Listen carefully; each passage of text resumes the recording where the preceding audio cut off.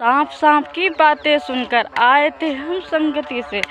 सांप सांप की बातें सुनकर आए थे हम संगति से। सांप घर में पहुंच गया था, हर पल डर ये लगता है काट लेना मुझको। ये प्रार्थना हुई थी जो भी सांप आया था वो चुपके चुपके निकल जाए। नजरों के सामने आया था तो मन में डर बैठ गया था। जब हम आए रास्ते में तो बीच रास्ते में सांप का बच्चा पड़ा था। क्या करते हम, मर भी सकता था तो डंडे से फेंका, थम से, इतने जोर से नहीं फेंका, आराम से फेंका। संभल कर चला गया। मानता हूँ वो जहरीला था पर रास्ते में सांप आ जाता, कभी लंबा कभी छोटा, कभी तो चौंक जाते हैं सबको देखते ही। इतना अचानक से हम चौंक जाते हैं सबको देखते ही, फिर थोड़ा समझ में आता, फिर हंसना आ जाता है। हमने देखा सांप को तो हटा दिया डंडे से, हल्के से उछाला, फिर 2 उछाले, तीसरे बार में फिर से खेत में चला गया।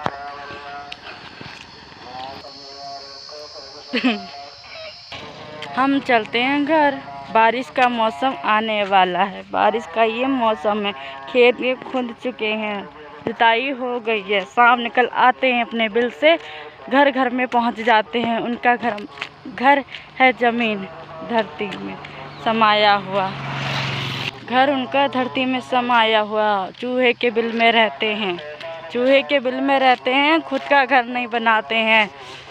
जब छिन जाता है उनका घर तो घर में घुस जाते हैं। इतने घर बन गए कि उनका घर ही ना रहा।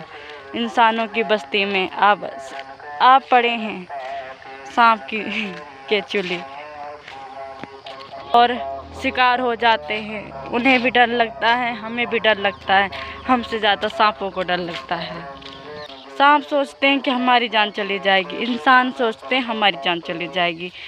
इसी चक्कर में सांप को 2 भागों में बांट दिया जाता है और अग्नि कुंड में भस्म कर दिया जाता है, फिर उसको मिट्टी में दफन कर दिया जाता है।